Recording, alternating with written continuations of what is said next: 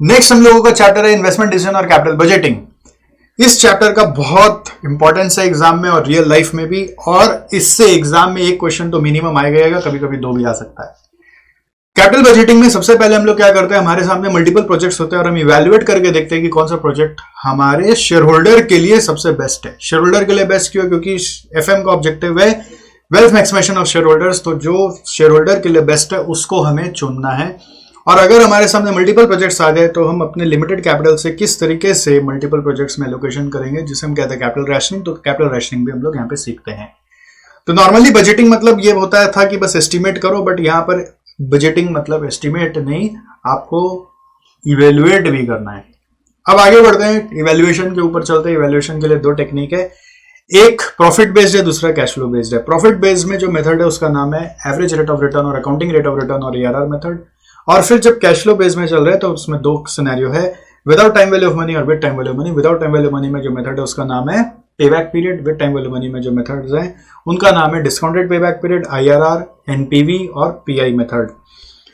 IRR में दो further extension available है, वो है मॉडिफाइड IRR और मल्टीपल IRR मेथड्स। अब आ जाते हैं प्रॉफिट बेस्ड इवैल्यूएशन में। प्रॉफिट बेस्ड इवैल्यूएशन में बेसिकली हम लोग प्रोजेक्ट में जब इन्वेस्टमेंट करेंगे तो उससे फ्यूचर ईयर्स में क्या पैट आ सकता है वो निकालेंगे। पैट कैसे निकालते हैं?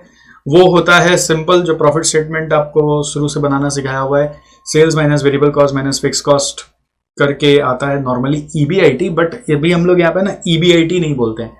EBIT बोलने के बाद मन क्या ललचाता है कि इंटरेस्ट माइनस करना है। हम लोग यहाँ पे ना इंटरेस्ट माइनस नहीं करते हैं। यहाँ का प्रॉफिट स्टेटमेंट में ये खूबी है कि जब पैट निकालेंगे तो हम लोग इंटरेस्ट माइनस नहीं करते हैं, हम लोग सिर्फ sales minus variable cost minus fix cost करके सीधा बोल देते हैं PBT, फिर लेस टैक्स करके पैट आता है। तो ऐसा पैट जिसमें इंटरेस्ट माइनस नहीं किया हुआ है तो उसको बोलते हैं ऑपरेटिंग पैट। तो ऑपरेटिंग पैट अगर अलग अलग ईयर्स का अलग अलग है तो अपने को एवरेज करना है। एवरेज कैसे करते हैं? सबको जोड़ के डिवाइड बाई n कर देते हैं तो एवरेज पैट आ जाएगा, और एवरेज पैट को आप डिवाइड करोगे एवरेज इन्वेस्टमेंट से तो ARR आ जाएगा। ARR is nothing but your profit by investment और return by investment, तो it works like return on investment। अब एवरेज इन्वेस्टमेंट कैसा आएगा? It is initial value plus salvage value divided by 2। बहुत बार इसमें सिर्फ डिनोमिनेटर में इनिशियल इन्वेस्टमेंट भी लेते हैं, या फिर कभी कभी नेट इनिशियल इन्वेस्टमेंट भी लेते हैं, which is initial investment minus salvage value.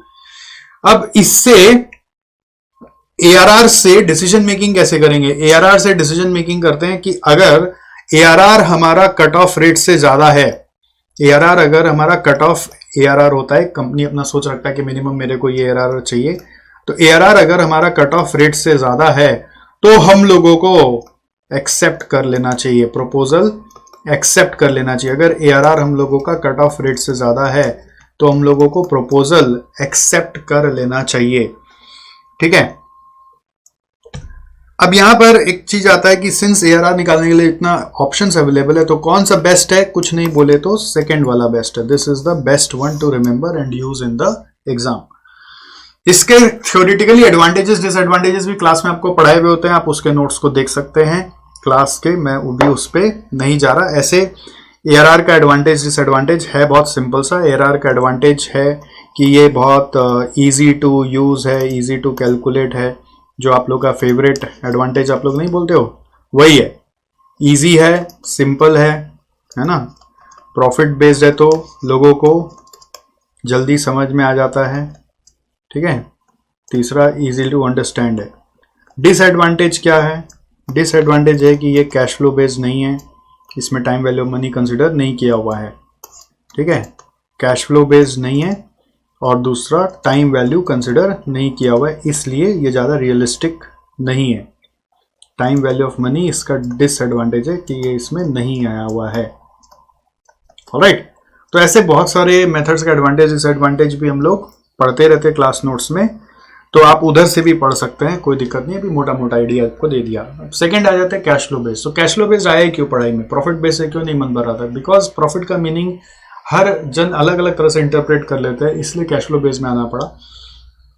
जैसे कि अगर कोई डेट वाला है तो उसका प्रॉफिट का वर्जन है EBIT, कोई इक्विटी शेयर होल्डर है तो उसका प्रॉफिट का वर्जन है IFES, गवर्नमेंट है तो उसका प्रॉफिट का वर्जन है PBT। तो सबको अलग अलग तरह से इंटरप्रेट करते रहेंगे तो फिर प्रॉफिट का मीनिंग सही नहीं बैठता है, बोलकर कैश फ्लो बेस में आना पड़ा कि एक ऐसा टर्म पे चले जिसका मीनिंग सबको सेम ही समझे।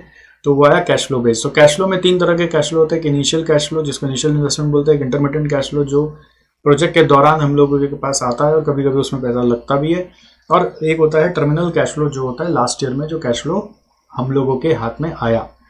अब इनिशियल इन्वेस्टमेंट की अगर हम बात करें तो वो नॉर्मली 2 तरह का होता है, एक फिक्स्ड एसेट्स पे लगता है और दूसरा वर्किंग कैपिटल पे लगता है। कभी कभी इनिशियल इन्वेस्टमेंट करने से कोई बैकवर्ड रीजन में कोई प्रोजेक्ट करे तो गवर्नमेंट से कोई सब्सिडी भी मिलता है, कभी आप एक्सपोर्ट करने वाले हैं तो गवर्नमेंट से कोई इंसेंटिव मिल जाता है। तो अगर कुछ भी ऐसा ग्रांट रिसीव हो गया या सब्सिडी रिसीव हो गया तो वो इनिशियल इन्वेस्टमेंट में हम लोग सबट्रैक्ट कर लेते हैं, तो नेट इनिशियल इन्वेस्टमेंट हमारा आ जाता है। समटाइम्स इनिशियल इन्वेस्टमेंट करने जाते हैं तो पुराना कोई एसेट को बेच देते हैं, और क्योंकि नया आ चुका है तो पुराना बेच रखने का कोई मतलब नहीं है, तो पुराना बेच के अगर कोई भी रुपया आया तो वो रुपया को भी इनिशियल इन्वेस्टमेंट से हम सबट्रैक्ट कर लेते हैं। पुराना बेच के रुपया आया तो पुराना बेचने पर कैपिटल गेन और कैपिटल लॉस भी होता है। तो अगर क्वेश्चन में कुछ नहीं बोला तो आप कैपिटल गेन लॉस का इफेक्ट इग्नोर कर सकते हो, but most of the time हम लोग प्रेफर करते हैं कि कैपिटल गेन और लॉस का इफेक्ट कंसिडर करके नेट करके आप नेट सैल्वेज वैल्यू ऑफ पुराना निकालोगे, which will be salvage value received minus tax on its capital gain और tax savings on capital loss. Tax savings हो रहा है कैपिटल लॉस पे तो वो ऐड हो जाएगा, टैक्स पे करना पड़ रहा है तो वो माइनस होके नेट सैल्वेज वैल्यू आएगा, जिसको फिर यहाँ पे लेस करोगे, जो यहाँ लिखा हुआ नहीं है वो सम्स में आता है स्पेशल केसेस में, तो उसमें देख लेंगे। नेक्स्ट इंटरमीडिएट कैश फ्लो कैसे आता है, इट्स जस्ट योर पहले प्रॉफिट कैलकुलेशन। आप इसमें जैसे अभी मैंने पैड बताया था वो पैड निकालोगे, पैड के बाद आप एड बैक कर दोगे डिप्रिसिएशन, पैड के बाद एड बैक कर दोगे डिप्रिसिएशन, तो आपका intermediate cash flow after tax आ जाएगा। अगर बीच में कोई भी ईयर में फर्दर कोई एडिशनल इक्विपमेंट हमें परचेज करना पड़ा, ऐसा बहुत बार होता है कि हमें फर्दर इक्विपमेंट परचेज करना पड़ता है, अगर ऐसा कुछ हुआ तो उसको हम लोगों को यहां पर माइनस करके दिखा देना है, उसको इनिशियल में ले जाने का दरकार नहीं होता है। इसके बारे में भी यहां पर छपा हुआ नहीं है, बट अगर कोई फर्दर इन्वेस्टमेंट हो गया तो वो यहीं से सबट्रैक्ट किया जाता है, एडिशनल इन्वेस्टमेंट बोलते हैं हम उसको। अगर कुछ भी हुआ तो that you will subtract from here. Next terminal cash flow. Terminal cash flow कैसे आता है, it is equal to your जो भी कैश फ्लो आफ्टर टैक्स है आपका जनरली जैसे आया इंटरमीडिएट वाला वो तो रहेगा ही, प्लस लास्ट ईयर में कई बार एक्स्ट्रा सैल्वेज वैल्यू आ जाता है। लास्ट ईयर में अगर आपने इनिशियल में वर्किंग कैपिटल इन्वेस्ट किया था तो लास्ट ईयर में वो रिकवर्ड मान लिया जाता है, तो वो दो को लेकर आपका टर्मिनल कैश फ्लो आता है। वर्किंग कैपिटल फुल्ली रिकवर होता है और जो इनिशियल इन्वेस्टमेंट फिक्स एसेट में किया था वो सैल्वेज वैल्यू के माध्यम से रिकवर होता है। ठीक है, तो ये 3 तरह का कैश फ्लोज को यूज करके अलग अलग मेथड्स बने हुए हैं। तो सबसे पहला है पे बैक पीरियड मेथड। तो पे बैक पीरियड मेथड क्या कहता है कि आपने जो इन्वेस्टमेंट किया वो कितने समय बाद वापस आ जाएगा from the cash flows after tax. जैसे अगर इनिशियल इन्वेस्टमेंट किया 10 लाख और कैश फ्लो आफ्टर टैक्स हम लोगों का हर साल का 2 लाख है, तो 10 लाख को रिकवर करने में कितना वक्त लग जाएगा, 5 साल लग जाएगा। तो ये 5 साल is the pay back period. But अगर हर साल का कैश फ्लोज डिफरेंट हुआ, अगर हर साल का कैश फ्लोज डिफरेंट हुआ तो उस समय कैसे वर्किंग करेंगे। उस समय वर्किंग करने का तरीका है कि आप ईयर वाइज जो भी कैश फ्लोज दिए हुए हैं उसको मान लीजिए 2 लाख, 3 लाख, 4 लाख, 5 लाख ऐसे दिया हुआ है, तो उसको क्यूमुलेट करेंगे। क्यूमुलेट करने का तरीका क्या है, 2 + 3 जोड़ेंगे तो 3 2 5, फिर 5 + 4 करके 9, 9 + 5 करके 14 लाख आया। तो इस तरह से क्यूमुलेटिव हम लोगों का कैश फ्लोज आ गया। इस तरह से क्यूमुलेटिव हम लोगों का कैश फ्लोज आ गया। ठीक है, अब इससे पता लगाना है कि अगर इनिशियल इन्वेस्टमेंट 10 लाख सी है तो वो कब तक रिकवर हो जाएगा। तो 10 लाख रुपीज देखो 4th ईयर में रिकवर हो रहा है, तो एग्जैक्ट ईयर पता करना है तो कैसे पता चलेगा, it should be 3 years plus something. तो 3 years तक आ रहा है 9 लाख और 4th ईयर में कितना आएगा वो आपको पता करना है। तो स्टेप 1 क्या, क्यूमुलेटिव निकालो। स्टेप 2 क्या, ईयर ऑफ पे बैक निकालो। ईयर ऑफ पे बैक इज 4th ईयर। और स्टेप 3 क्या है, अब एग्जैक्ट पीरियड ऑफ पे बैक निकालो। एग्जैक्ट पीरियड ऑफ पे बैक कैसे निकालेंगे हम कि 3 years तक हमारा 9 लाख आया है, हमें फिर और कितना चाहिए, 1 लाख चाहिए। तो उस 1 लाख के लिए हमें कितना वक्त लगेगा, तो 4th ईयर में कितना आया है, 5 लाख आया है, और 1 लाख के लिए कितना लग जाएगा इंटू 12 मंथ्स अगर आप कर लें। 4th ईयर में 12 मंथ्स होता है तो 12 मंथ्स में 5 लाख आ रहा है, तो हम लोगों को 1 लाख की और चाहिए, तो 1 लाख के लिए कितना लग जाएगा, 3 years एंड 12/5 कर लेंगे तो 2.4 आ रहा होगा। कितना आ रहा है, 2.4 months। So this is your exact पे बैक पीरियड। पे बैक पीरियड का भी अपना एडवांटेजेस और डिसएडवांटेजेस है। एडवांटेजेस इजी टू यूज है, सिंपल अंडरस्टैंडिंग के लिए बहुत इजी है, ये कैश फ्लो कंसिडर कर रहा है। डिसएडवांटेज क्या है, ये टाइम वैल्यू कंसिडर नहीं कर रहा, ठीक है। और ये कॉस्ट ऑफ कैपिटल को भी इग्नोर कर रहा है, क्योंकि हर डिसीजन में जब तक कॉस्ट ऑफ कैपिटल नहीं घुसा, मतलब कैपिटल बजटिंग कर रहे तो कैपिटल लाने का कॉस्ट लगता है। आप सिर्फ ये देख रहे कि मेरा ओरिजिनल कैपिटल कब उठ गया, आप ये नहीं देख रहे कि आपका कैपिटल का जो कॉस्ट है वो आप पे कर पाए कि नहीं, क्योंकि आप ओरिजिनल पैसा तो खाली नहीं दोगे ना सामने वाले को, आप तो उसको ज्यादा रिटर्न दोगे। तो ज्यादा रिटर्न देने के लिए मेरे को कुछ एक्स्ट्रा कमाना भी पड़ेगा, बट एक्स्ट्रा कमाया कि नहीं कमाया वो यहाँ पे दिख नहीं रहा है। पेबैक पीरियड एक और चीज इग्नोर कर रहा है, वो है कि इस पेबैक के बाद कितना और लाइफ है, उसमें क्या कैश फ्लोज है, उसको ये इग्नोर करके चल रहा है। तो इसका डिसएडवांटेज एक और है जो मैं ऐड करना चाहूंगा, वो है इग्नोर्स, यहाँ लिखा हुआ है, ignores the cash flows after the payback period, ignores the cash flows after the payback period. Alright, इससे डिसीजन मेकिंग कैसे करते हैं, इसका डिसीजन मेकिंग तरीका बहुत सिंपल है, जिसमें हम लोग बोलते हैं कि आपको अगर कट ऑफ पेबैक पीरियड से कमती लग रहा है तो आप एक्सेप्ट कर लेना, लोअर इज बेटर। अगर आपके सामने मल्टीपल प्रोजेक्ट्स है तो जिसका पेबैक अर्ली आ रहा है वो बेटर है। अगर एक ही प्रोजेक्ट है तो आपका कोई कट ऑफ पेबैक होगा कि 3 साल में पेबैक आना जाना चाहिए तभी प्रोजेक्ट करेंगे, तो वो 3 साल में आ जा रहा है तो आप कर लीजिएगा। मतलब वो कट ऑफ क्या होगा वो तो कंपनी टू कंपनी वेरी करेगा, ठीक। ऑलराइट, अच्छा ARR का एडवांटेज डिसएडवांटेज साइड में लिखा हुआ था, मेरे तो नजर में ही नहीं आया। Next method 3 discounted payback period में आ जाइए। अब यहां से एक नया चीज चालू हो रहा है, वो हो रहा है टाइम वैल्यू ऑफ मनी लेकर आपको वर्किंग करना है। टाइम वैल्यू ऑफ मनी लेकर आप वर्किंग करेंगे तो कैसे होगा, टाइम वैल्यू ऑफ मनी लेकर अगर आप वर्किंग करेंगे तो कैसे होगा, तो सबसे पहले आप जो भी अभी ऊपर में सीखा था पेबैक पीरियड में, वो आपका ईयर 1 to 3 का कैश फ्लो को लेकर ही हो गया था। अभी अपने इस कैश फ्लो को डिस्काउंट करके present value of cash flow पे ले आएंगे। Present value of cash flow पे लाकर फिर इसके ऊपर स्टेप्स लगाएंगे 1 to 3 जो यहां पर 1 to 3 यूज किया था। और यहां पर पेबैक में क्या होता है ना, अगर कोई क्वेश्चन ऐसा हो जिसमें बोल रहा है कि इनिशियल इन्वेस्टमेंट 10 लाख है और आपका कैश फ्लोज हर साल का 2 लाख है, तो आप पेबैक 10/2 करके 5 निकाल लेते हैं। बट अगर हर साल का अलग अलग है, अनयूनिफॉर्म है, तब आपको ऐसे करना पड़ता है। बट डिस्काउंटेड पेबैक में आपको हर बार वो 3 स्टेप लगा के ही करना है, क्यूमुलेटिव करके ही करना पड़ेगा, उस डायरेक्ट डिवाइड करके नहीं होगा, क्योंकि यहाँ प्रेजेंट वैल्यू बेस्ड है। अब आपको एक सवाल आता है कि प्रेजेंट वैल्यू आकर यहाँ पे कर क्या रहा है, तो जैसे कि हमने ऊपर पेबैक में बोला था कि कॉस्ट ऑफ कैपिटल हर समय हम लोगों का लग रहा है, जब हम कैपिटल लेकर आए किसी को तो हम उसको एक्स्ट्रा पैसा वापस करते हैं, सिर्फ इनिशियल पैसा वापस नहीं करते। तो वो एक्स्ट्रा पैसा जो देना है उनको, उसका इफेक्ट कॉस्ट ऑफ कैपिटल के माध्यम से दिखाया जाता है। और वो कैसे दिखाया जा रहा है, जो कैश फ्लो है उसको कम करके, कैश फ्लो का वैल्यू प्रेजेंट पे ला रहे हैं, मतलब कैश फ्लो को कम करे। अगर कैश फ्लो कम हो रहा है तो रुपया गया का, वो रुपया कॉस्ट ऑफ कैपिटल वाला बोलकर दे दिया गया, इन्वेस्टर्स को समझ लो कॉस्ट ऑफ कैपिटल बोल के दे दिया गया। तो बस अब आपको क्या देना बाकी है, अब सिर्फ इनिशियल देना बाकी है। तो इन रुपयों से अब ये माइनस करने के बाद जो रुपया आया, इन रुपयों से अगर हम इनिशियल इन्वेस्टमेंट रिकवर कर दिए जल्दी से जल्दी, तो इन्वेस्टर को सिर्फ अब इनिशियल इन्वेस्टमेंट ही चाहिए।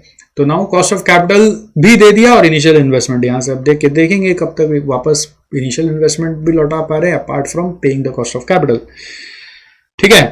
तो इसका भी decision making just payback period के जैसा है कि अर्लियर जितना हो डिस्काउंटेड पेबैक उतना ज्यादा अच्छा है। एडवांटेज क्या है, ये टाइम वैल्यू मनी कंसिडर कर रहा है, ये कैश फ्लो को कंसिडर कर रहा है, ठीक है। और ये आपका अर्ली कैश फ्लो के ऊपर स्ट्रेस कर रहा है, जैसे पेबैक पीरियड भी अर्ली कैश फ्लो को स्ट्रेस करता था, बट ये अर्ली डिस्काउंटेड कैश फ्लो को स्ट्रेस करके दे रहा है। डिसएडवांटेज क्या है, ये फुल लाइफ को कंसिडर नहीं कर रहा, मतलब पेबैक पीरियड के बाद कितना कैश फ्लोज आ रहा है उसके ऊपर इसका ध्यान नहीं है। और यहां पर कोई भी रैशनल बेसिस नहीं है for setting a maximum discounted payback period. There is no rational basis for setting a maximum discounted pay back period. यहां पर पता नहीं कितना पे बैक तक हम प्रोजेक्ट एक्सेप्ट करेंगे, इसलिए मुश्किल होता है डिसीजन लेना। ठीक है, तो यहां के स्टेप्स में एक एक्स्ट्रा डाल दिया गया, present value of cash flow, फिर क्यूमुलेटिव प्रेजेंट वैल्यू, फिर आप अपना ईयर ऑफ पेबैक पता करो, फिर एग्जैक्ट ईयर ऑफ पेबैक पता करो। ठीक है, तो नेक्स्ट मेथड में आ रहे हैं। Next method is IRR method, which is nothing but internal rate of return. तो आईआरआर क्या होता है? एक ये ऐसा डिस्काउंटिंग रेट है जहां पर सारा present value of future cash flows will be equal to initial investment. तो जिस रेट पर ये इक्वेशन सेटिस्फाई हो जाए वो रेट को ही आईआरआर कहते हैं। ये आर इज आईआरआर। तो इस इक्वेशन को बनाना हम लोगों को आ जाना चाहिए। हमेशा क्वेश्चन पढ़कर इनिशियल इन्वेस्टमेंट पहले देख लोगे, फिर आप ईयर वाइज जो इंटरमिटेंट कैश फ्लोज है उसको समझ लो। आप डिस्काउंट कर रहे हो एक नया रेट से विच इज आर, फिर cash flow of year 2 by 1 plus R का स्क्वायर एंड सो ऑन, ये चल रहा है करके ये इनिशियल इन्वेस्टमेंट आया। ठीक है, और इससे आपको सॉल्व करके आर निकालना है। तो इसको सॉल्व करने का जो तरीका होता है वो इंटरपोलेशन वाला तरीका होता है। आपको ये सॉल्यूशन का टेक्निक में अभी मैं नहीं ले जा रहा हूं, आप मुझे क्षमा करिएगा। मैं अज्यूम कर रहा हूं कि आपको ये सॉल्यूशन करना आता है। अगर आपको दिक्कत है तो आपको बेसिक्स ऑफ एफएम की हमारी यूट्यूब में क्लास है, उसमें जाके देखनी चाहिए। तो इंटरपोलेशन मेथड से आप इसको सॉल्व करते हैं। बेसिकली इसमें हम लोग एक सिंपल तरीका लगाते हैं, एक बार गेस करो आर का वैल्यू 10% और उससे देखो कि ये राइट साइड सॉल्व करके कितना आ रहा है। एक वैल्यू इनिशियल इन्वेस्टमेंट से ज्यादा चाहिए, एक वैल्यू इनिशियल इन्वेस्टमेंट से कम चाहिए। अगर हमारा आर का वैल्यू 10% से इनिशियल इन्वेस्टमेंट, आर का वैल्यू 10% लेकर इनिशियल इन्वेस्टमेंट से हम लोग को ज्यादा मिल गया, अगर जो भी प्रेजेंट वैल्यू आ रहा है वो ज्यादा मिल गया, तो हम लोगों को अब एक कम चाहिए। कम करने के लिए फिर दूसरा आर 20% ले लेंगे और उससे हम लोग कर लेते हैं कि प्रेजेंट वैल्यू क्या आ रहा है वो नॉर्मली इनिशियल इन्वेस्टमेंट से कम आना चाहिए। अगर कम नहीं आया तो फिर आर का वैल्यू और बढ़ाएंगे। जितना आर का वैल्यू बढ़ाएंगे प्रेजेंट वैल्यू कम होगा। अब मान लो आर का वैल्यू 10% लिया और उससे प्रेजेंट वैल्यू जो आया वो इनिशियल इन्वेस्टमेंट से कम आ गया, तो हमको ज्यादा चाहिए। अब ऐसा प्रेजेंट वैल्यू चाहिए जो इनिशियल इन्वेस्टमेंट से ज्यादा हो, तो उस समय आर का वैल्यू और कम करके देखा जाएगा, फिर 5% लेना पड़ेगा। जरूरी नहीं है हर समय 10-20 से होगा, आपको ये खोज के समझना पड़ेगा वर्किंग करके कि एक बार प्रेजेंट वैल्यू हम लोगों को हायर चाहिए, एक बार प्रेजेंट वैल्यू लोअर चाहिए। और प्रेजेंट वैल्यू हाई कब आता है? जब आर बढ़ाते हैं। आर का वैल्यू जब बढ़ाते हैं तो प्रेजेंट वैल्यू घटता है। आर का वैल्यू और बढ़ाएंगे तो और प्रेजेंट वैल्यू घटेगा। और अगर आपको आर का वैल्यू 10% से जो आंसर मिला, उसके बाद आपको ऐसा प्रेजेंट वैल्यू चाहिए जो और बड़ा हो, आपके इनिशियल इन्वेस्टमेंट्स और बड़ा हो, तो आपको आर का वैल्यू फिर छोटा करना पड़ेगा। आर छोटा करोगे तो प्रेजेंट वैल्यू बढ़ेगा, आर बड़ा करोगे तो प्रेजेंट वैल्यू घटेगा। So what kind of present value we need? We need ऐसा प्रेजेंट वैल्यू जहां पर इनिशियल इन्वेस्टमेंट से हमें एक हायर चाहिए, एक लोअर चाहिए। इनिशियल इन्वेस्टमेंट से एक हाई चाहिए, एक लो चाहिए। अब किधर हाई मिलेगा किधर लो मिलेगा वो नहीं पता। स्टार्ट के लिए 10% मानकर हम लोग कोशिश कर सकते हैं पता लगाने का कि अगर 10% पे लो वाला आ गया तो हाई के लिए मेरे को रेट गिराना पड़ेगा, 5% ले लेंगे।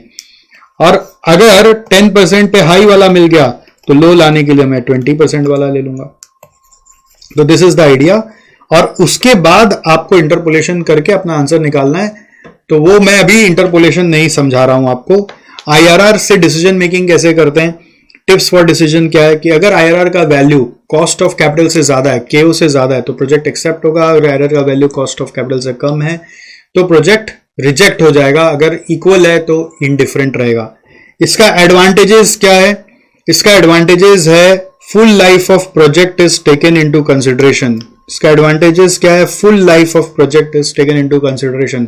पेबैक में पूरा लाइफ कंसिडर नहीं हो रहा था, यहाँ पे पूरा लाइफ का जो कैश फ्लो है सब कंसिडर हो रहा है। दूसरा, it is not based on assumed cost of capital. आप लोग जब अभी तक वर्किंग कर रहे थे डिस्काउंटेड पेबैक में, तो कॉस्ट ऑफ कैपिटल कहीं ना कहीं कुछ अज्यूम भी किया हुआ होता है, बहुत बार कैलकुलेट भी किया हुआ होता है। अब अज्यूम्ड क्यों किया हुआ होता है? नॉर्मली क्या होता है, देखिए हम लोग जब प्रोजेक्ट में पैसा मांगने जा रहे हैं किसी से, इन्वेस्टरों से, कि हम लोग को कोई प्रोजेक्ट करना है, तो इन्वेस्टर को पहले बताना पड़ता है कि कौन सा प्रोजेक्ट हम लोग करेंगे, तभी वो पैसा देगा। अब प्रोजेक्ट कौन सा करेंगे वो चेक करने के लिए इवेल्युएट करना पड़ेगा। इवेल्युएट करने के लिए कॉस्ट ऑफ कैपिटल चाहिए। कॉस्ट ऑफ कैपिटल तो असली में तब पता चलेगा ना जब सच में सामने वाला पैसा देगा। अभी सामने वाला पैसा ही नहीं दे, अभी तो पूछ रहा है बताओ क्या आज प्रोजेक्ट करोगे। तो प्रोजेक्ट को चूज करने के लिए इतने सारे प्रोजेक्ट्स में से कहीं ना कहीं मेरे को इवेल्युएट करना है, इवेल्युएट करने के लिए कॉस्ट ऑफ कैपिटल चाहिए, तो कॉस्ट ऑफ कैपिटल अज्यूम करके भी हम लोग प्रोजेक्ट इवेल्युएट कर लेते हैं। ठीक है, एक एक्सपेक्टेड रेट से भी इवेल्युएट कर लेते हैं। तो इस मेथड का खूबी क्या है कि does not assume your assumed cost of capital in its calculation. ये बोलता है ठीक है, ये मैं बिना कॉस्ट ऑफ कैपिटल कंसीडर किए एक रेट निकालता हूं कि इससे कमा कितना रहे, फिर जो भी सामने वाला का एक्चुअल कॉस्ट आएगा आप उससे कंपेयर कर लेना, ये एक्सपेक्टेड कॉस्ट से कंपेयर करना है तो उससे भी कर सकते हो, कोई बड़ी बात नहीं है। इसका डिसएडवांटेज क्या है? Difficult to understand and calculate है, और इसमें कई बार ये जो गेस वर्क करते हैं ना 10, 20, 25, इसमें भी दिक्कत होता है अप्रोप्रिएट रेट ऑफ डिस्काउंट कौन सा लें। और ये आपका इवैल्यूएशन करते समय जो रिजल्ट्स ले रहा है, रिजल्ट्स में एब्सोल्यूट बेसिस में आप कितना अमाउंट कमा रहे हैं उसके ऊपर ध्यान नहीं दे रहा। एब्सोल्यूट अमाउंट मतलब होता है जैसे आपके लिए अगर मैं सामने में रखूं कि 10% सही है कि 20% सही है, आप बोलेंगे 20% सही है, बट 10% में आप सिर्फ कमा पा रहे हैं मान लीजिए 2 लाख रुपया, और 20% से कमा पा रहे हैं 50,000 रुपया। तो अब आप बोलिए कौन सा चाहिए आपको, 50,000 चाहिए कि 2 लाख चाहिए? तो रुपया तो हमें 2 लाख ज्यादा अच्छा लगेगा ना, कि हमें फिर 50,000 अच्छा लगेगा। तो पॉइंट ये कि लोगों को एब्सोल्यूट रिटर्न ज्यादा पसंद होना चाहिए rather than percentage return, because percent में मैं 100% भी कमा रहा हूं बट रिटर्न ही छोटा आएगा, तो रिटर्न का वैल्यू क्या है? कुछ नहीं है। तो we lack absolute information in this method. तो IRR मेथड के बाद हम लोग चले आए next method, NPV method. This is the best method और ये हमारे सारे दुख को सॉल्व कर दे रहा है। This is basically the net present value of our cash flows after tax above the initial investment. Initial investment के ऊपर हमारे पास नेट प्रेजेंट वैल्यू क्या है? जैसे ईयर वाइज अगर हमारे पास 1, 2, 3, 4 में कैश फ्लोज आए हैं तो हमने उसका प्रेजेंट वैल्यू निकाल लिया। इसका मतलब क्या हुआ? हमने इसका कॉस्ट ऑफ कैपिटल पे कर दिया कैश फ्लो से, और फिर इस प्रेजेंट वैल्यू से अब मुझे क्या देना बाकी है? सिर्फ इनिशियल इन्वेस्टमेंट देना बाकी है। अब मान लीजिए मैं पूरे लाइफ का प्रेजेंट वैल्यू जोड़ लिया और उसमें से इनिशियल इन्वेस्टमेंट भी माइनस करके देखा कि मेरे पास कितना सरप्लस बच रहा है, तो इस सरप्लस को एनपीवी कहते हैं। तो एनपीवी सरप्लस आ रहा है, इसका मतलब क्या हुआ कि मैंने इन्वेस्टरों का कॉस्ट भी दे दिया, मैंने इन्वेस्टरों का ओरिजिनल भी दे दिया, उसके बाद भी मेरे पास पैसा बचा हुआ है, तो वो भी किसका? वो लास्ट में इक्विटी शेयर होल्डर का है। लास्ट में जो पैसा बचा वो सिर्फ इक्विटी शेयर होल्डर का होता है और किसी का नहीं होता। और हम लोगों का ऑब्जेक्टिव क्या है? Wealth maximisation of equity share holder. Equity share holder के लिए ज्यादा से ज्यादा रिटर्न हमारे पास बचे, तो वो एनपीवी डायरेक्टली दर्शाता है इन एब्सोल्यूट अमाउंट, जो कि लोगों को ज्यादा पसंद भी आता है, इसलिए एनपीवी बेस्ट मेथड कहा जाता है। एनपीवी अगर पॉजिटिव है तो प्रोजेक्ट एक्सेप्ट, अगर नेगेटिव है तो प्रोजेक्ट रिजेक्ट। अगर एनपीवी इक्वल टू 0 है तो हम इंडिफरेंट है, हम देख भी सकते हैं, कर भी सकते हैं, नहीं भी कर सकते हैं। ठीक है, आई होप आपको समझ में आया होगा कि यहां पर हम लोगों को क्या करना है। सो इस मेथड का एडवांटेजेस क्या है? What are the advantages? ये कैश फ्लो भी कंसिडर कर रहा है, पूरा लाइफ कंसिडर कर रहा है, एब्सोल्यूट टर्म्स में आ रहा है, टाइम वैल्यू भी कंसिडर कर रहा है, तो ये सारे दुख का निवारण कर चुका है। डिसएडवांटेज कभी कभी लोगों को समझ में नहीं आता है इसका कंसेप्ट। म्यूचुअली एक्सक्लूसिव प्रोजेक्ट्स में कई बार लगाने में हमको डायरेक्टली दिक्कत होता है। ठीक है, specially when projects involve different amount of cash outflows. ठीक है, और भी इसका डिसएडवांटेजेस है जो यहां नहीं लिखा हुआ है। जैसे ये इस लाइन का मतलब क्या है? मान लो एक प्रोजेक्ट ए है, दूसरा प्रोजेक्ट बी है, एक का इनिशियल इन्वेस्टमेंट है 100 लाख, एक का इनिशियल इन्वेस्टमेंट है 1 लाख, तो बाय डिफॉल्ट एनपीवी इसमें हाई आएगा ही आएगा, इसमें लो आएगा ही आएगा, तो आप बायस्ड हो जाते हैं, आप यही वाला इवेल्युएट करके चूज कर लेते हैं। तो लो वाला में एक्चुअली क्या रेट ऑफ अर्निंग्स है वो नहीं पता चलेगा, क्योंकि एनपीवी एब्सोल्यूट अमाउंट पे काम करता है, तो जो बड़ा प्रोजेक्ट है उसमें बड़ा एनपीवी आएगा, तो बड़ा प्रोजेक्ट को ये प्रति बायस रहता है। एक और डिसएडवांटेज है इसका कि NPV does not work in case of unequal life of the project. Unequal life of the projects, unequal life होने से जिसका लाइफ ज्यादा है उसका एनपीवी ज्यादा आता है, higher life is higher NPV, but ऐसा जरूरी नहीं है कि जिसका कम लाइफ है वो खराब प्रोजेक्ट है। तो अनइक्वल लाइफ में भी ये काम नहीं करता है। चौथा, ये एक और जगह काम नहीं करता in case of capital rationing. ठीक है, ये कैपिटल रैशनिंग का मतलब क्या होता है कि अगर आपके पास लिमिटेड कैपिटल हो, अगर आपके पास लिमिटेड कैपिटल हो तो आपको चूज करना पड़ता है कि हम पहले कौन सा प्रोजेक्ट करेंगे। तो एनपीवी हमेशा जो ज्यादा महंगा प्रोजेक्ट है वही आपको दिखाएगा, आपका कैपिटल को ऑप्टिमली यूज करने में हेल्प नहीं करेगा। तो फिर भी एनपीवी के बाद हम लोग सब प्रॉब्लम का सोल्यूशन खोजना शुरू कर दिया और हमारा काम होना शुरू हो गया। तो नेक्स्ट मेथड आ गया प्रॉफिटेबिलिटी इंडेक्स मेथड, जिसको अपने बुलाते हैं पीआई मेथड। तो पीआई मेथड कैसे आता है? Present value of CFAT by initial investment. NPV कैसे आता है? Present value of CFAT minus initial investment. Minus करने के वजह अगर आप डिवाइड कर देते हैं तो उसे हम कहते हैं पीआई, यानी कि profitability index. What does it signify? It signifies कि अगर 1 रुपया हम लोग इन्वेस्ट कर रहे हैं तो उसके अगेंस्ट में, for 1 rupee of initial investment के अगेंस्ट में कितना present value of cash flows generate हो रहा है, कितना present value of cash flows generate हो रहा है। For 1 rupee of initial investments कितना present value of cash flows generate हो रहा है। अगर पीआई का वैल्यू ग्रेटर देन 1 है, मतलब हम पॉजिटिव कैश फ्लो जनरेट कर रहे हैं, इक्वल टू 1 है तो बराबर इनडिफरेंट है, और लेस देन 1 है तो हम कैश फ्लो ज्यादा जनरेट नहीं कर पा रहे हैं। पीआई का जो अल्टीमेट यूज आया वो आया कैपिटल रैशनिंग के केस में, जहां पर लिमिटेड कैपिटल है हमारे पास। तो आपको अगर मार्जिनल कॉस्टिंग याद है, जहां पर की फैक्टर होता था, तो हम कैसे चूज करते थे कौन सा प्रोडक्ट हमारे लिए बेस्ट है, वो होता था कंट्रीब्यूशन पर यूनिट ऑफ की फैक्टर के हिसाब से। उसी तरीके से यहां पर कैसे चूज करेंगे कौन सा प्रोजेक्ट बेस्ट है हमारे लिए जब लिमिटेड कैपिटल है, तो इसका आंसर है present value of cash flow पर रुपी ऑफ इनिशियल इन्वेस्टमेंट के हिसाब से। यानी कि बेसिकली हम लोग कैसे चूज करेंगे? पीआई के हिसाब से, पीआई के हिसाब से रैंकिंग करके आप प्रोजेक्ट को चूज कर सकते हैं। इसका एडवांटेजेस क्या है? It helps in selection of mutually exclusive projects having same NPV. अगर कुछ प्रोजेक्ट सामने में आ गए जिसका एनपीवी ही सेम है तो you can choose the best one. It considers time value, it considers life, it helps in capital rationing. This is the most important advantage of this method. Disadvantage क्या है? ये absolute amount को ignore कर रहा है, ये ratio बन गया वापस, तो इसमें एब्सोल्यूट अमाउंट पता नहीं चलता कौन सा कितना ज्यादा रिटर्न लाके देगा। And sometimes it fails in determination of most desirable project mix in case of capital rationing when projects are indivisible।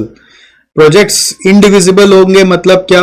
ये आप जब कैपिटल रैशनिंग सीखोगे तो उधर सीखोगे कि आपका कभी मान लो प्रोजेक्ट्स डिविजिबल होते हैं, कभी इनडिविजिबल होते हैं। डिविजिबल होते हैं मतलब आप पार्ट ऑफ प्रोजेक्ट में भी इन्वेस्ट कर सकते हो, और इनडिविजिबल होते हैं तो फिर कैपिटल रैशनिंग वर्क नहीं करता। उस मतलब ये पीआई मेथड का कैपिटल रैशनिंग वर्क नहीं करता, तो उस समय हम लोगों को कॉम्बिनेशन बना बना के ट्राई करना पड़ता है कि कौन सा प्रोजेक्ट बेस्ट है, तब पीआई मेथड भी फेल हो जाता है इंडिविजिबल वाले केस में। अच्छा, मेनली जो मेथड्स वाइज पढ़ाई थे वो ये 6 मेथड हैं जो सबसे ज्यादा आपको एग्जाम में पूछे जाएंगे। अब इसके बाद स्पेशल केसेस आ रहे हैं हमारे पास, और इन स्पेशल केसेस के माध्यम से बाकी का सब कुछ और पढ़ लेंगे हम लोग।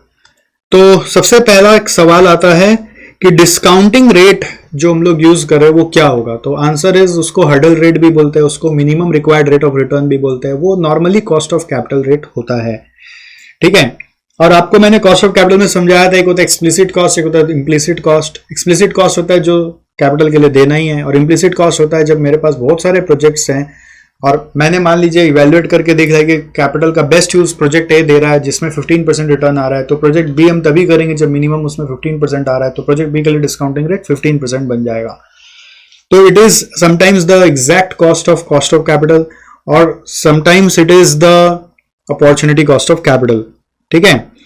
तो बेसिकली आइडिया ये है कॉस्ट ऑफ कैपिटल का कि the project should always earn more than the cost of capital.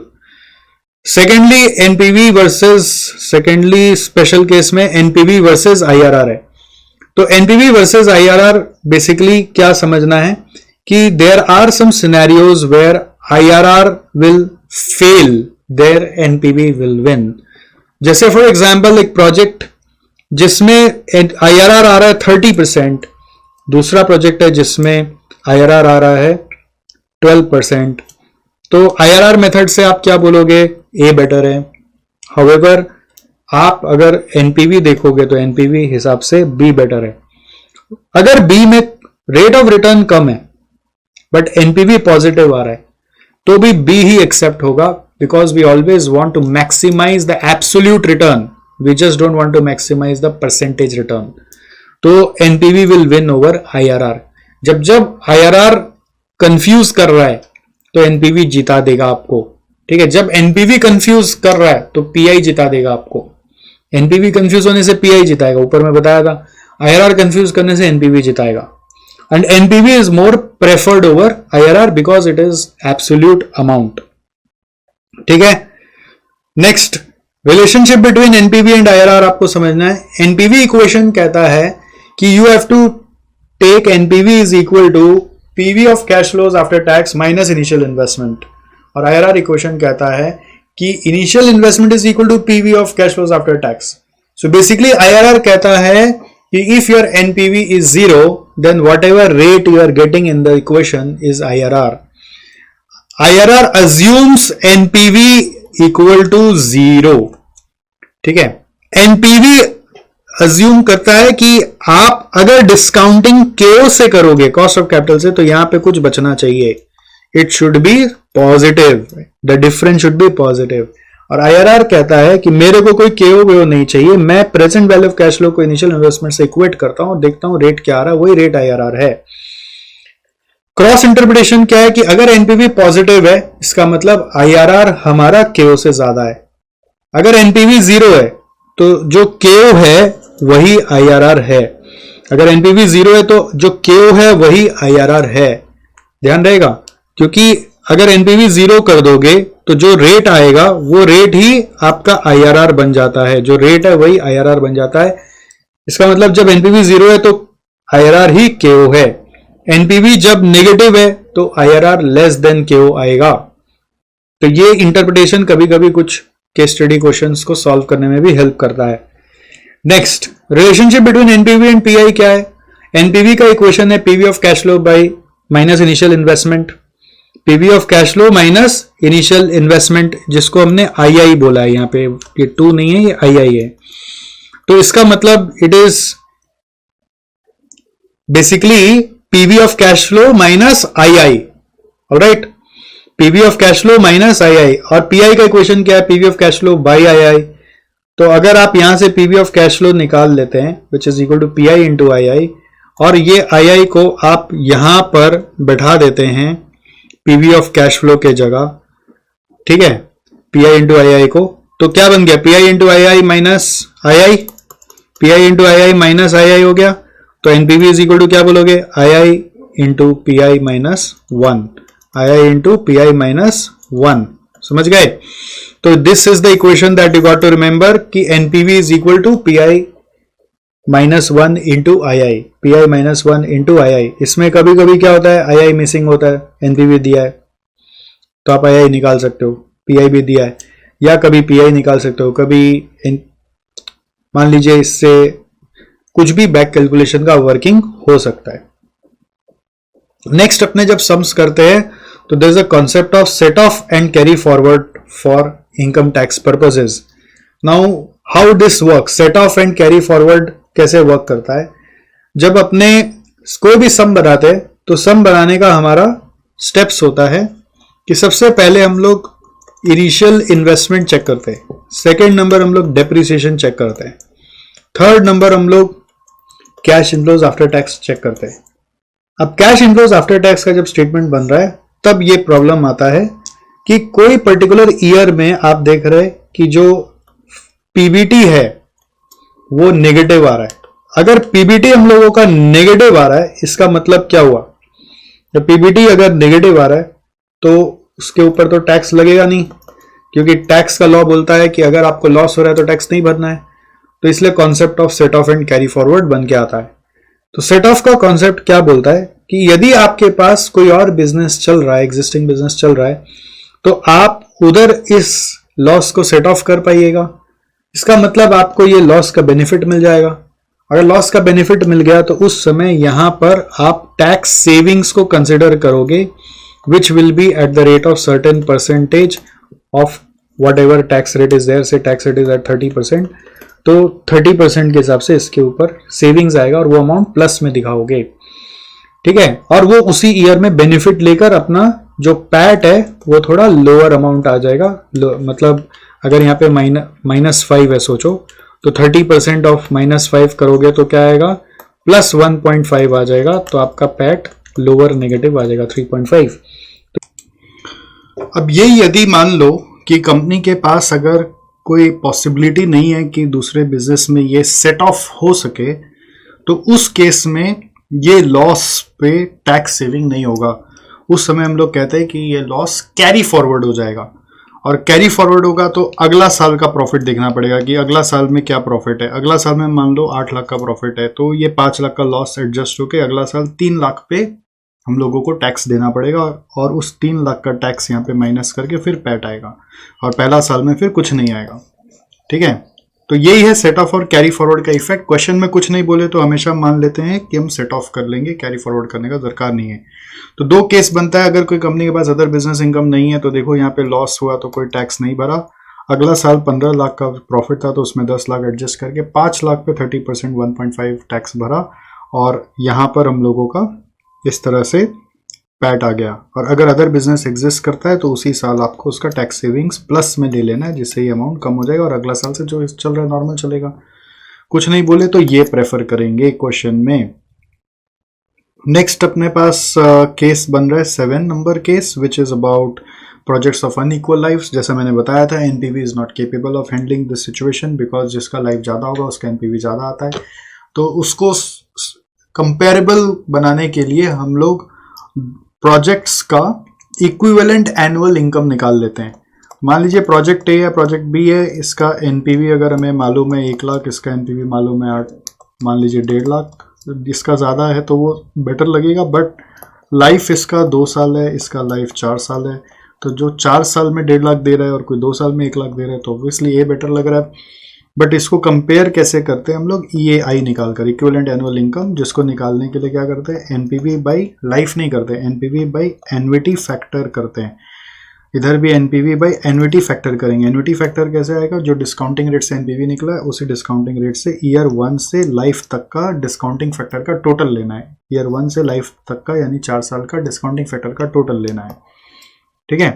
तो इससे ईएआई आएगा। तो इन दोनों में जो ईएआई हायर है वो बेटर है। इन दोनों में जो ईआई हायर है वो हमारा बेटर माना जाएगा। इन दोनों में जो ईआई है वो हायर वाला बेटर है। जब इस तरह का सम आता है तो ऐसा भी सम आ जाता है जिसमें क्वेश्चन में कोई इनफ्लो ही नहीं दिया हुआ है, सिर्फ आउटफ्लो की बात करें तो हम लोग आउटफ्लो का प्रेजेंट वैल्यू ले लेते हैं, प्रेजेंट वैल्यू ऑफ आउटफ्लोज ले लेते हैं, और फिर उसको लाइफ से डिवाइड करके ईएसी निकालते हैं। तो ईएसी निकालने के लिए क्या करना पड़ेगा, present value of outflows divided by annuity factor. Life से नहीं, एन्युटी फैक्टर से present value of outflow divided by annuity factor करेंगे, और फिर ईएसी में जो लोअर है वो बेटर है, लोअर वाला को सिलेक्ट कर लेंगे। तो ईएसी वाला कॉन्सेप्ट कब लगेगा, जब क्वेश्चन में इनफ्लो के बारे में कोई जिक्र ही नहीं है, सिर्फ आउटफ्लो के बारे में जिक्र है तब, ठीक है। तो ईएसी और ईआई आपको ध्यान रखना है। इसका वर्किंग करने का 2 स्टेप है कि पहले एनपीवी या प्रेजेंट वैल्यू निकाल लो और फिर ईआई या ईएसी निकाल के फिर डिसीजन देना। तो इसका वर्किंग के लिए तो वेरियस टाइप ऑफ सम्स किए हुए, तो आपके अगर सम्स मार्क किए हुए तो बेस्ट है, आप बस उस सम्स को देख लो, आपका काम बन जाएगा। फिर एक और टाइप ऑफ सम है जो है रिप्लेसमेंट डिसीजंस के ऊपर, बट उसमें अज्यूम करें कि इक्वल लाइफ ही है। तो रिप्लेसमेंट डिसीजन में क्या होता है कि पुराना एक चीज़ को बेच के नया लिया जाता है, तो उस समय डिसीजन मेकिंग हम कैसे करेंगे। तो हमारे सामने आप समझ लीजिए 2 डिसीजन है, एक हम पुराना भी कंटिन्यू कर सकते हैं या फिर हम नया ला सकते हैं पुराना को बेचकर। तो हम लोग इसका कैलकुलेशन करने के लिए इनिशियल इन्वेस्टमेंट्स पहले दोनों सिचुएशन का देखते हैं। कंटिन्यू करने से कोई इनिशियल इन्वेस्टमेंट नहीं लगेगा, ऐसा अज्यूम किया जा रहा है, बट अगर क्वेश्चन में दिया होगा तो लेना पड़ेगा। और रिप्लेस करने से कौन सा इनिशियल इन्वेस्टमेंट लगेगा, वो है purchase cost of new minus sale value of old. Sale value of old जब लेते हैं तो मैंने बोला कि बहुत बार हम लोग net of capital gain tax ले लेते हैं अगर क्वेश्चन में एप्लीकेबल हो तो, नहीं तो उसको इग्नोर भी किया जा सकता है। तो purchase cost of new minus sale value of old करके इसका इनिशियल इन्वेस्टमेंट आया। तो आप एक कॉमन सेंस से सोचो किस में इनिशियल इन्वेस्टमेंट ज़्यादा होगा, कंटिन्यू करने में कि रिप्लेस करने में? ऑब्वियसली रिप्लेस करने में ज़्यादा होगा। तो जब कभी भी दोनों केस का अलग अलग एनपीवी निकालोगे तो एनपीवी का रूल क्या बोलता है, जिसमें इनिशियल इन्वेस्टमेंट ज़्यादा होता है नॉर्मली उसका एनपीवी हाई आ जाता है। तो बायस्ड हो गया ना केस। तो एनपीवी में जैसे मैंने बोला ना एक प्रॉब्लम होता है कि हायर इन्वेस्टमेंट साइज से हायर एनपीवी आता है, तो ये एनपीवी का लिमिटेशन है। तो उसको सॉल्व करने का एक तरीका है, वो है जब साइज डिस्पैरिटी हो, उसको बोलते हैं साइज डिस्पैरिटी, उस समय हम लोग इंक्रीमेंटल कैलकुलेशन में चले जाते हैं। इंक्रीमेंटल कैलकुलेशन क्या बोलता है कि आप ये दिखाओ कि एक्स्ट्रा इन्वेस्टमेंट इन दोनों को कंपेयर करके कितना हो रहा है। इस दोनों को कंपेयर करके एक्स्ट्रा इन्वेस्टमेंट जो हो रहा है उसको अपने बोलेंगे purchase cost of new minus sale value of old, और कंटिन्यू में निल है ये सोच के यहाँ पर बस purchase cost of new minus sale value of old आ गया। इसी तरह से मैंने जैसे आपको बोला था 3 स्टेप में सम्स होता है, फिर डेप्रिसिएशन सोचते हैं, फिर कैश फ्लो सोचते हैं। तो डेप्रिसिएशन एक्स्ट्रा क्या है वो देखोगे, फिर आप सी फैट में हर आइटम वाइज देख सकते हो क्या एक्स्ट्रा है, या क्वेश्चन में कई बार इंफॉर्मेशन पढ़ोगे ठीक से तो extra sales, extra variable cost या एक्स्ट्रा सेविंग्स ऐसा बोल के दिया हुआ होगा, तो उससे आपको इंक्रीमेंटल पीवीटी निकालना है। फिर उसमें से टैक्स माइनस करना है तो पैट आएगा, पैट में डेप्रिसिएशन ऐड करना है तो सी फैट आएगा, और अगर लास्ट ईयर है तो सेल्वेज वैल्यू लेकर आपको incremental salvage value last year में लेना है, नॉट एवरी ईयर, ये लास्ट ईयर में लेना है, तो लास्ट ईयर का सी फैट आएगा। फिर इस इंक्रीमेंटल सी फैट से आप एनपीवी निकाल के देखोगे, अगर इंक्रीमेंटल एनपीवी पॉजिटिव आया, इंक्रीमेंटल एनपीवी पॉजिटिव आया तो आपको रिप्लेस करना है, नहीं तो रिप्लेस नहीं करना है। इंक्रीमेंटल मतलब ये डिसीजन जो हो रहा है रिप्लेस के लिए हो रहा है, फॉर रिप्लेसमेंट आप डिसीजन मेकिंग कर रहे हो। अगर इंक्रीमेंटल पॉजिटिव आया तब रिप्लेस करेंगे, नहीं तो रिप्लेस नहीं करेंगे। तो रिप्लेसमेंट के सम्स में खूबी क्या होती है, आपको क्वेश्चन पढ़ के incremental initial investment, incremental depreciation और इंक्रीमेंटल कैश फ्लो लेना पड़ता है। ठीक है, तो ये रिप्लेसमेंट का भी जानकारी मिल गया आपको। अब इसके बाद आ जाओ डेप्रिसिएशन अंडर डब्ल्यूडीबी मेथड, अगर सम्स में बोल दे तो क्या करना है। तो बस ध्यान रखना कि डेप्रिसिएशन आपका फिर हर ईयर का अलग अलग होगा, वो एक बार में पर ईयर सेम नहीं रहेगा। तो इंक्रीमेंटल डेप्रिसिएशन भी आपको अलग अलग ईयर वाइज पुराना माइनस नया करना पड़ता है। तो उस समय कोई भी कैलकुलेशन में ईयर्स को कंबाइन नहीं कर पाएंगे, आपका हर ईयर का अलग अलग आएगा। फिर मॉडिफाइड आईआरआर को लिए अगर वर्किंग पूछे तो वो कैसे करोगे, तो नॉर्मली जो आईआरआर होता है वो बोलता है कि आपका यहाँ पे इनिशियल इन्वेस्टमेंट्स है और हर साल अलग अलग कैश फ्लोज है।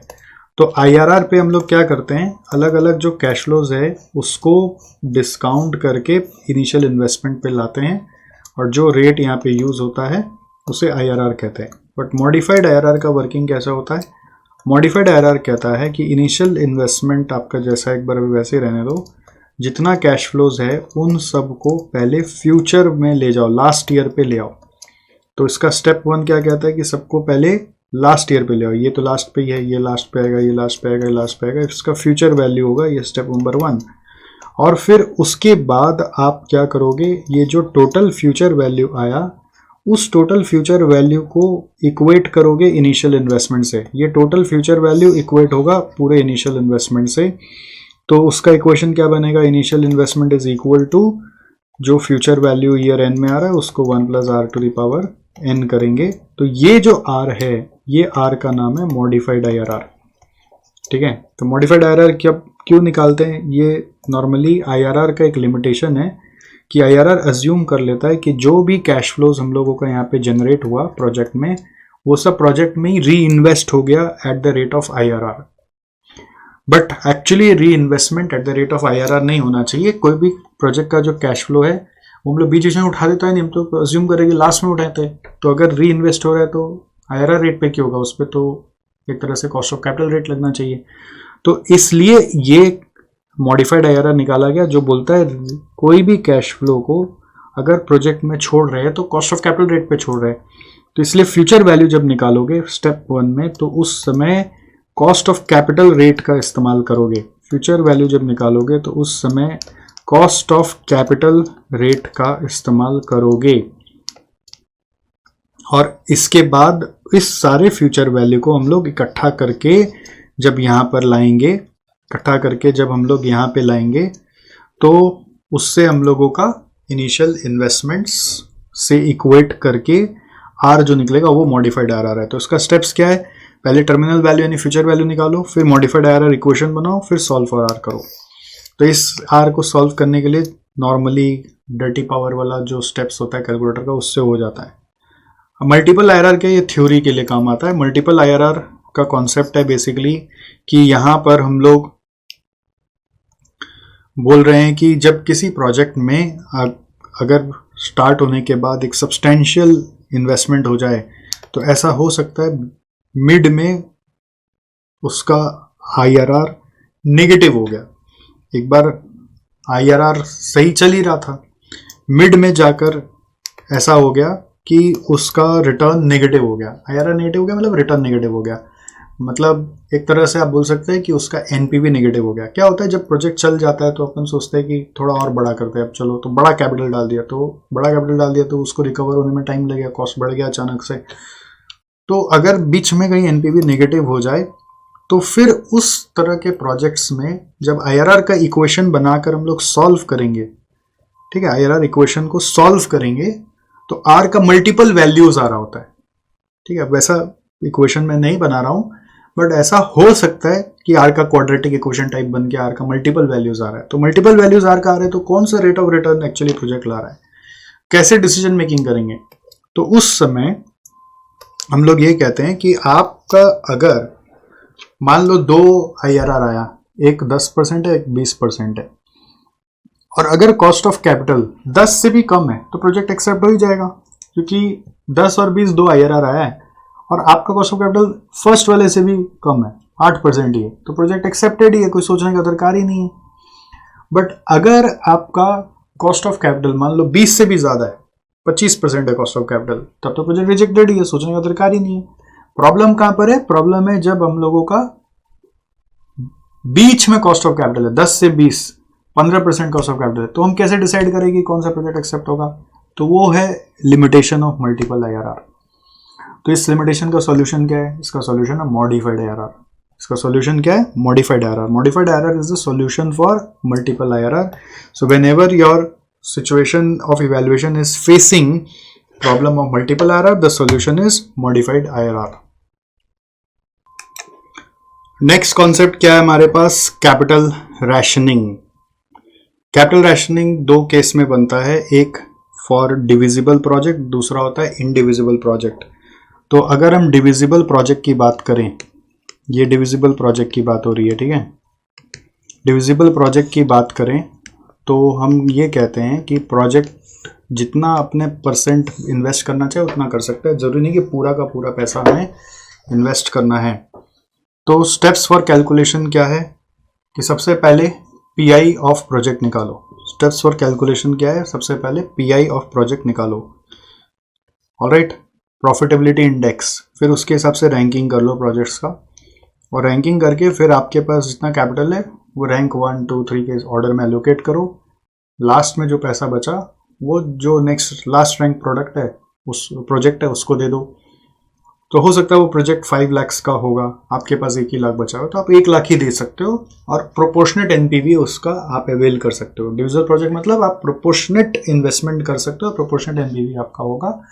फिर फाइनल आंसर में हर प्रोजेक्ट जिसमें आपने कैपिटल एलोकेशन किया उसका एनपीवी ऐड करके निकाल लो, ठीक है।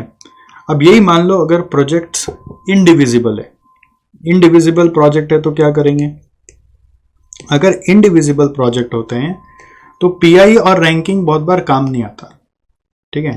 फॉर इनडिविजिबल प्रोजेक्ट पीआई और रैंकिंग काम नहीं आता, तो उस समय हम लोग को कॉम्बिनेशन बना बना के देखना चाहिए। हाउएवर मेरा सॉल्यूशन करने का जो टेक्निक है वो कहता है कि फिर भी आप पीआई और रैंक कर लो। इससे क्या फ़ायदा होता है कि आप जो बेस्ट रैंक्स वाले हैं उनको लेकर कॉम्बिनेशन बनाओ, तो क्या होगा, कॉम्बिनेशन कम बनेगा। और कॉम्बिनेशन ऐसा बनाना है जिसमें कि आपका टोटल कैपिटल जितना अपने पास है उसी के अंदर अंदर का प्रोजेक्ट एक्सेप्ट हो रहा है। ऐसे केस में, इंडिविजुअल केस में क्या होता है, कुछ पैसा कभी कभी आइडल रह जाएगा, बट आपको सिलेक्ट वो कॉम्बिनेशन करना है जिसमें आपका हाईएस्ट एनपीवी आ रहा है। वेरियस कॉम्बिनेशन ट्राई किए जाएंगे और उसमें से जो बेस्ट एनपीवी दे रहा है, हाईएस्ट एनपीवी दे रहा है, वो सिलेक्ट होगा। और कुछ पैसा आइडल भी रह सकता है, जो आइडल मनी है उसको आप कोई एफडी वगैरह करके उसका फ्यूचर वैल्यू ले सकते हो, तो उससे कितना रुपया बनेगा वो देखकर फिर उसका भी प्रेजेंट वैल्यू लेंगे। जैसे मान लीजिए मेरा कॉम्बिनेशन आया ACD फॉर एग्जांपल, और उससे 48 लाख यूज हुआ, मेरे पास 2 लाख आइडल रह गया, ठीक है। तो इस 48 लाख से जो एनपीवी आया वो तो मैं अपना ले लूंगा जैसा भी आया ऐड करके, बट इस आइडल मनी को भी क्वेश्चन में बोला है कि कैन बी री इन्वेस्टेड समवेयर, तो इस 2 लाख का एक फ्यूचर वैल्यू आएगा एट द रेट ऑफ जो इन्वेस्टमेंट रेट है, फिर उस फ्यूचर वैल्यू का प्रेजेंट वैल्यू लेना पड़ेगा एट द रेट ऑफ, इस फ्यूचर वैल्यू का प्रेजेंट वैल्यू लेना पड़ेगा eight the rate of cost of capital. तो यहाँ पर ये अमाउंट भी आएगा और उसके बाद ये टोटल एनपीवी आएगा। आप गड़बड़ क्या करते हो, इस 2 लाख का खाली फ्यूचर वैल्यू ले लेते हो, इसलिए मैं ये आपको समझा रहा हूँ कि अगर कभी ऐसा हो तो क्या करना है। तो यहाँ पे स्टेप्स क्या लिखा हुआ है, पीआई निकालो, रैंकिंग करो, फिर allocation in the order of rank करो, ठीक है। If the last project can not be accepted in full due to limited funds, then invest reminder fund in the last project and avail its proportionate NPV. अगर project divisible है, और project indivisible होगा तो क्या होगा, वो reminder funds जो है वो मार्केटेबल सिक्योरिटीज में इन्वेस्ट हो सकता है। 2 लाख रुपया मार्केटेबल सिक्योरिटीज में इन्वेस्ट हो सकता है, ये 2 लाख रुपया मार्केटेबल सिक्योरिटीज में इन्वेस्ट हो सकता है। बट इंडिविजिबल प्रोजेक्ट के लिए बेटर है कि we start by making combination rather than allocating money as per rank, sometimes rank will not help. तो यहाँ पर इंडिविजुअल प्रोजेक्ट में मैं ये प्रेफर करूंगा कि आप ये नोट्स लिख लें, मेक कॉम्बिनेशंस, ठीक है, of projects, select the one with highest NPV,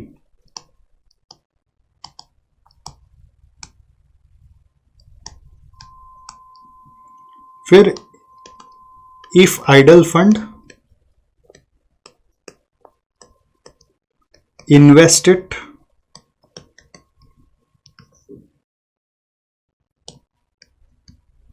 as per given details, as per given rate, and find its present value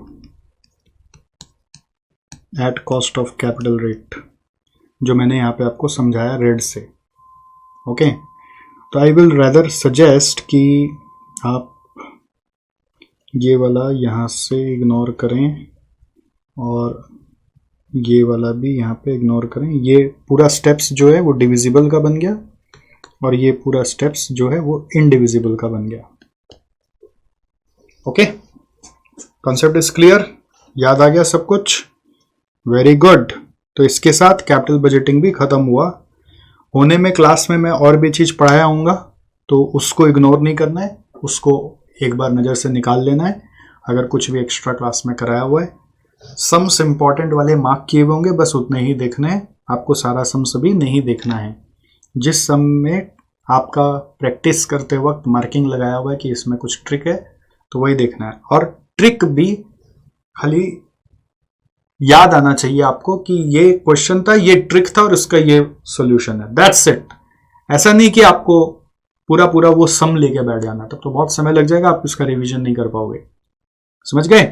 तो this is it, and with this from my side for the time being, capital budgeting is also over.